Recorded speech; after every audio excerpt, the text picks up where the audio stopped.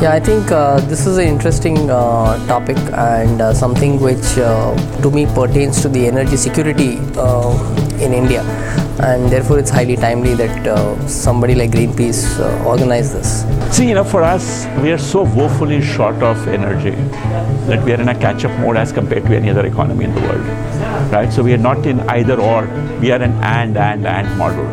India is one of the among the fastest growing markets. This is very well known. This big myth that renewable is not viable is totally wrong. It is 100% viable. In fact, you make much more money by using renewable energy. It actually makes great commercial sense vis-a-vis diesel. Solar, wind, fuel cell, we got lots of talent. I think what we really don't have is the policies around that. I would welcome a renewable energy law which goes beyond electricity to other forms of energy. The people of India require it to be mandatory, and it needs to be made mandatory now. Yeah, it needs to be made mandatory. I think for us, it's a matter of no choice. The government has to play a important role in formulating a policy which can support the growth of renewables in this country. It's very clear that as we move to newer facilities, we'll do more and more of these rooftop. In India, if you put the GDP growth around 8%, the renewable growth was close to, or the renewable growth rate is 3 times that. So which is a good indicator that investments are happening and people see that important. Question is, we all agree on that, but is it the right speed with which we are working? So can we get and scale this up now? ICT industry is relatively young, right? We come with little baggage.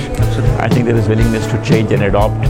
So we could be the very early adopters of it. ICT has the potential to help renewable energy grow.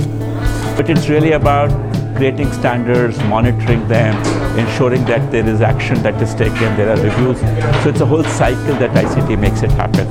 There was a reason why the IT industry bloomed, and it bloomed because there were no controls on it. Right? Since the late 80s, the moment the controls were removed, the industry flourished. And the same thing has happened with solar. Because you didn't have any regulation, you had massive solar project implementation over the last 1 year, and it is also because of that you had actually prices coming down. ICT has the potential to help renewable energy grow, renewable energy sustain, because they are the ones who can give you the solutions for monitoring the generation, transmission and absorption of the system. Telecom is in the hands of companies, and there you should implement RP. If your solutions are designed for countries like India, for Africa, for Latin America, Central America, the tower business needs to move to renewable energy in the next 2 to 3 years very, very rapidly through policy drive. they cannot say that we will buy which is cheaper. Technology is there. It's all about how do you change the business process, how do you adopt it. It's in the implementation. Government has to promote it, which unfortunately government is not doing. I think exchange of views is important, and organization like Greenpeace can assemble all these views, can act on it, take it to the government, and which will help, I think, all the stakeholders in the process, the people, the government, the policy makers, to really come out with something which is concrete and useful. Actually, Greenpeace has been active in the field of renewable energy. I think you're doing the right thing. I think you need to keep up the pressure. You need to be the watchdog. Decarbonizing economy, we are moving towards it. How soon we'll be able to achieve it is one thing we have to wait and see. We have to build a better India.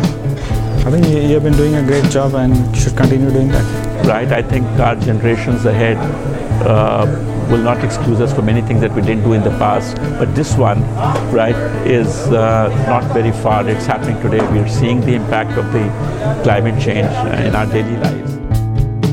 Coal and oil are failing to deliver India's growth aspiration.